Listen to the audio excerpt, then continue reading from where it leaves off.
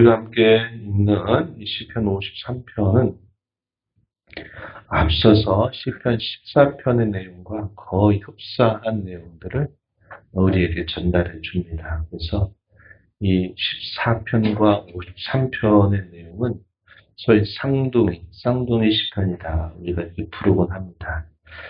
어떤 면에서의 차이가 있느냐? 내용은 거의 대동소이한데 차이점은 앞선 14편의 내용에서는 하나님께서 자기 백성들, 특별히 하나님을 찾고 부르는 자들, 그런 자들을 의인이라 부르시는데 그러한 자들을 하나님이 위경 가운데서 지켜주시고 그들을 보호해 주신다. 의인들의 보호와 구원에 초점을 맞추고 강조한다면 오늘 우리가 읽는 53편의 내용은 악인들의 심판을 부각시키고 그것을 강조하고 있다 하는 면에서의 이런 차이점이 있다는 겁니다. 그러나 전체적인 내용에 있어서는 그 내용이 거의 다르지 않다. 마치 쌍둥이와 같은 시편이다. 이렇게 부르는 것입니다.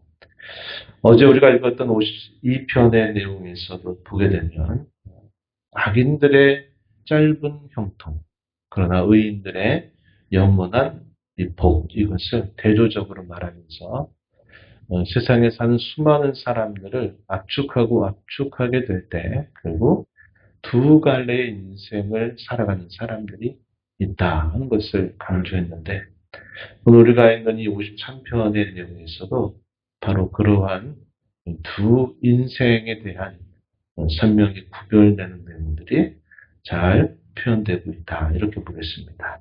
번시편의 표제를 보게 되면 다윗의 맞스길 이렇게 되어 있어요. 맞스길이라는 말이 어제도 말씀을 나눴습니다만 교훈이라는 뜻입니다. 그래서 교훈시의 성격을 가지고 있다 하는 겁니다.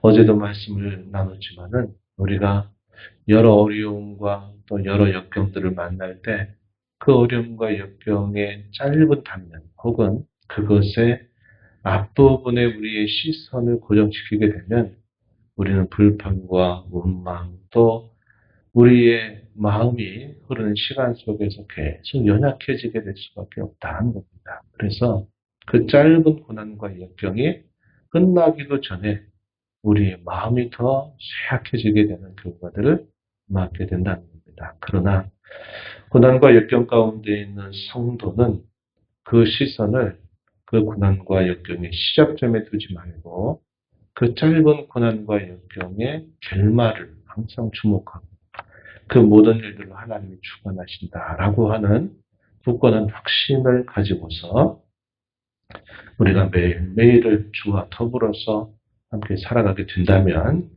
오히려 우리는 힘든 시간 속에서 더 마음이 강해지고 그래서 그 고난과 역경의 끝을 보게 된다 하는 것을 우리가 함께 나눴습니다. 오늘 우리가 읽어가는 시편 53편의 내용에서도 결국은 악인들과 의인들의 차이가 어디 있느냐.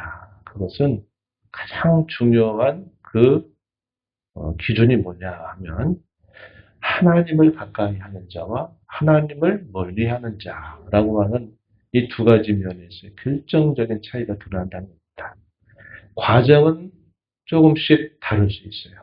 상황에 따라, 형편에 따라 다를 수 있지만, 그러나 그 시작과 기준에 있어서 하나님을 가까이 하고 하나님을 늘 인정하고 그분의 주권, 그분의 섭리를 고백하고 살아가는 사람과 애써 계신 하나님을 애써서 없다고 부정하고 또 하나님께 등을 돌리는 사람들의 그런 면이 결국은 중요한 모든 것들의 결말을 결정짓는다는 것을 우리가 보게 됩니다.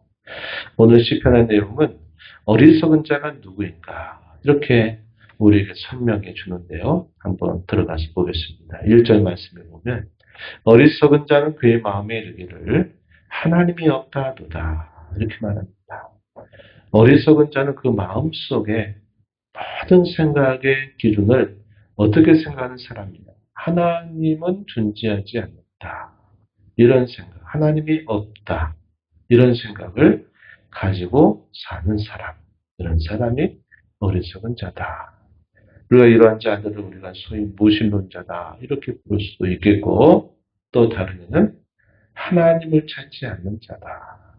또 오늘 시편에 따라서 보면 지각이 없는 자와 같다. 이렇게 본 시편은 우리에게 말해 줍니다. 우리 그런 말 쓰잖아요. 손바닥으로 하늘을 가린다. 이런 말을 쓰죠. 그게 무슨 말입니까?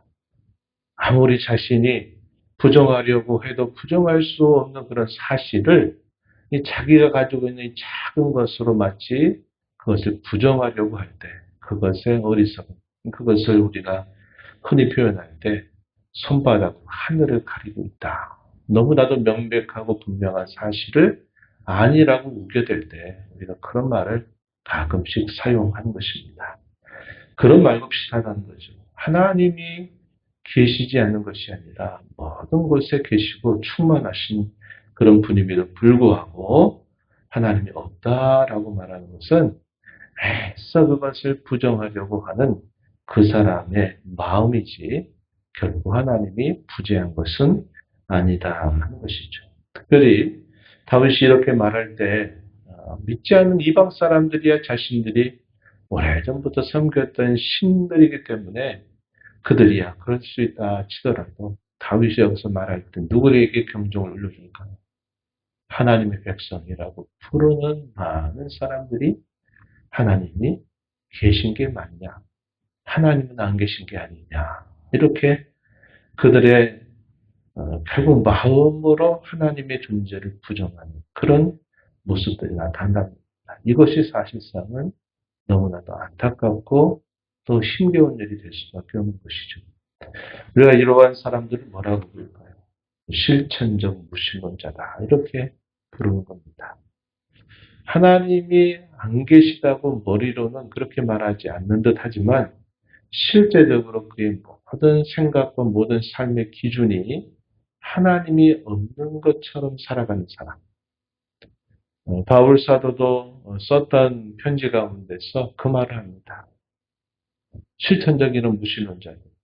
입술로는 하나님을 고백하는 듯 하지만 실제적으로 모든 면에서 하나님을 부정하듯 살아가는 사람. 이런 사람들이 결국은 무신론자와 같다. 이런 말을 사용했습니다. 오늘도 다윗이 본 시편에서 악인이다 라고 말할 때 명목상 하나님의 백성이라고 하는 이름을 가진 자, 그런 자들, 그러면서도 모든 삶에 있어서 하나님이 없는 사람들처럼 살아가는 그런 사람들을 표현하고 있다는 것입니다.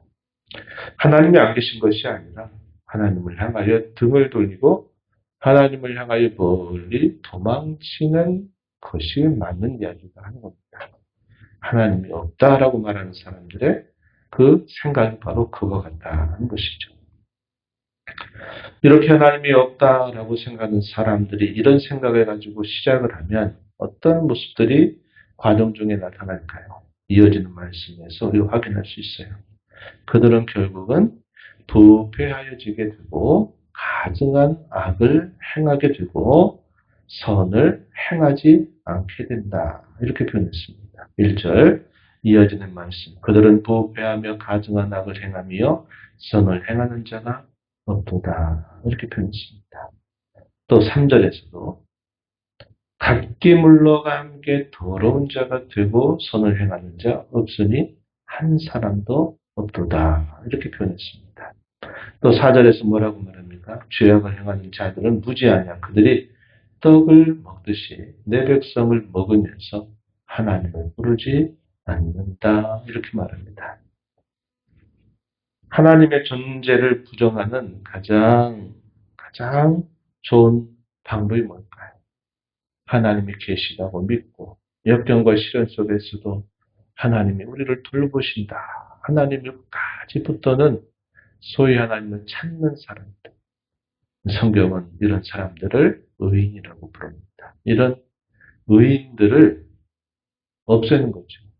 그래서 하나님을 등지고 하나님을 멀리하는 사람들이 결국 하는 일이 뭐냐? 하나님의 이름을 부르고 하나님의 계심을 언제나 고백하는 사람들을 박해해가지고 그들을 없애려고 하는 태도를 갖는 것입니다. 우리도 그러잖아요. 내 편 아니야? 그러면 내 편이 아닌 다른 사람들을 어찌하든지 멸시하거나 없애버리듯이 해서 내 편을 더 강하게 만들려고 하는 이 죄악된 분석들이 있는 겁니다. 그래서 보이지 않는 하나님의 존재를 계속 부정하려고 하고 등을 돌리는 그 사람들은 여전히 하나님은 오늘도 살아계시다. 나는 여전히 하나님을 믿는다. 하나님은 여전히 내 하나님이시다. 라고 고백하고 그 하나님 편에 있는 사람들을 가만두질 않는 겁니다. 그래서 계속 그들을 괴롭히고 그러한 사람들을 몰아내려고 하는 이런 태도를 보이게 된다 하는 겁니다. 이게 하나님을 멀리하는 자, 하나님을 향하여 등을 돌리는 자들이 갖는 자연스러운 진행 과정이 바로 이와 같이 된다 하는 것을 잘 보여주고 있다는 겁니다. 그러나 우리 하나님은 비록 우리 사람 중에 보이지 않으시지만 하나님은 인생들을 굽어 살피시는 분이시다. 누가 하나님을 진실하게 찾는가? 누가 정말 지혜롭고 지각 있는 사람인가를 항상 살펴보신다. 이렇게 말씀합니다. 그 하나님께서 결국은 악인들의 그 원악한 모든 행실들, 그들의 생각들을 결국 하나님이 벌하신다 하는 사실을 가르쳐 주고 있습니다. 5절 말씀을 한번 보세요. 5절에 보면 이렇게 말했어요. 그들이 두려움이 없는 곳에서 크게 두려워하였다. 이렇게 말합니다. 두려움이 없는 곳에서 크게 두려워한다. 이게 무슨 말일까요? 두려워할 필요가 없는 곳에서조차 그들은 두려움을 느끼게 된다는 겁니다. 너를 대항하여 진친 그들의 뼈를 하나님이 흩으신다. 이렇게 표현했어요.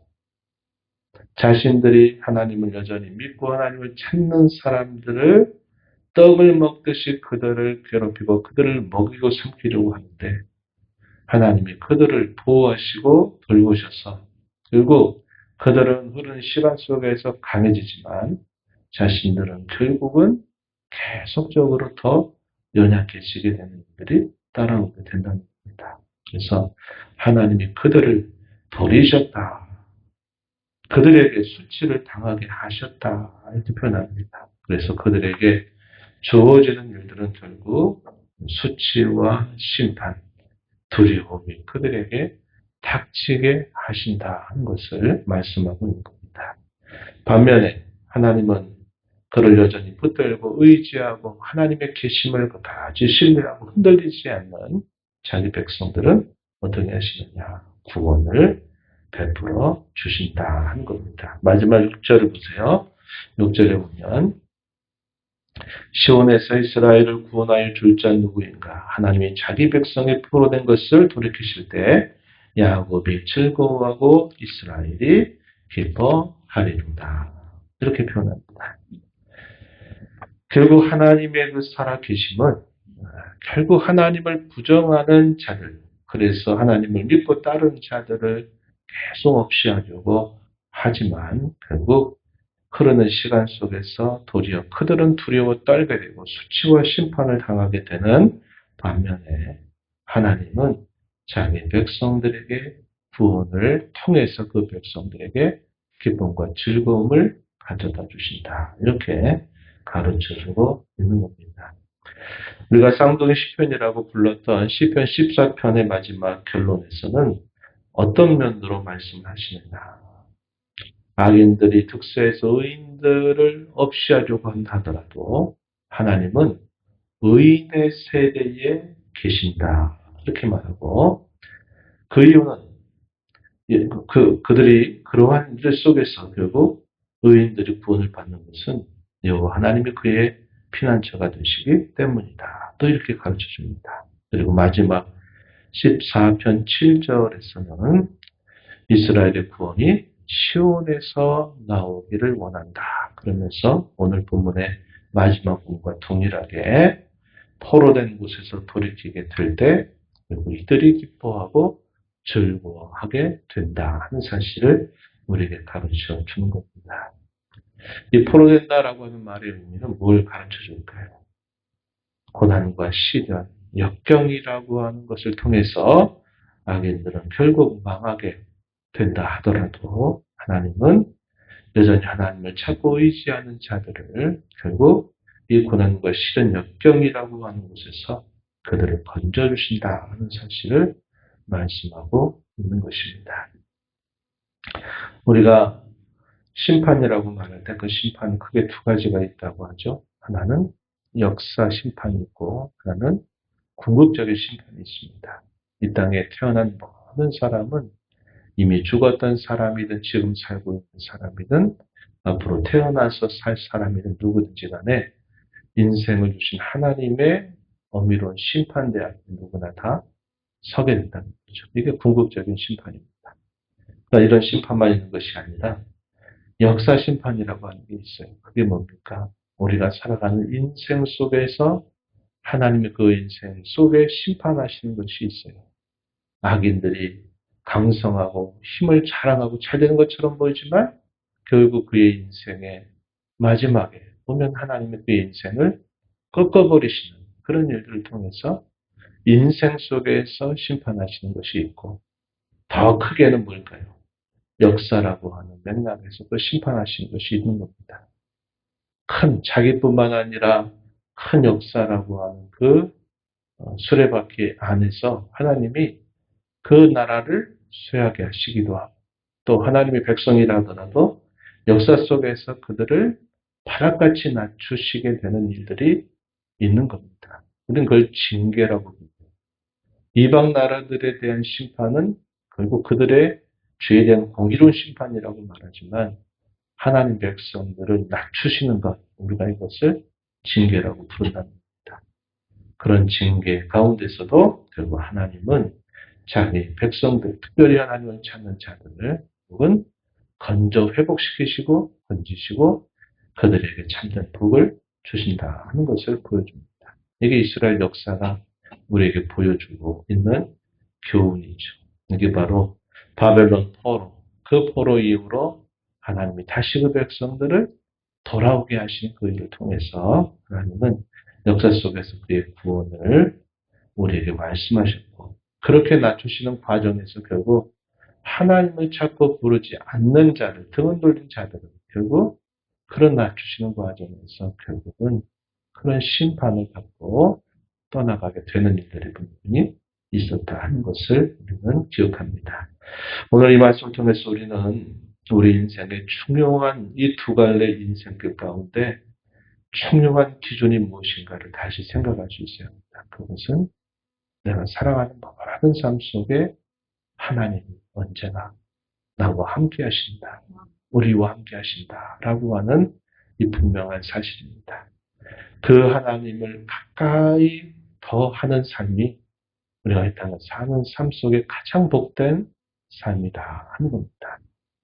그래서 하나님을 언제나 가까이 모시고 우리의 삶의 중심에 두고 우리가 살아가는 모든 삶 속에서 그걸 더 가까이 하는 삶을 살게 될 때 우리 인생의 과정이 어떤 과정을 우리가 경험하고 겪는다 하더라도 하나님께서 우리의 인생을 참으로 복되게 하실 것이요. 반면에 하나님의 존재를 명목상 말하면서도 결국 하나님의 존재를 부정하고 하나님을 멀리하는 사람들의 결말은 어떤 인생의 과정들을 겪는다 하더라도 결국은 그 끝은 수치와 심판이 기다리고 있다는 것을 우리는 알게 되는 겁니다. 그래서 시편 73편에서 뭐라고 말합니까? 하나님을 가까이 하는 것이 내게 복이다. 하나님을 멀리하는 자가 망하게 될 것이다 하는 사실을 우리에게 보여주고 있는 것이죠.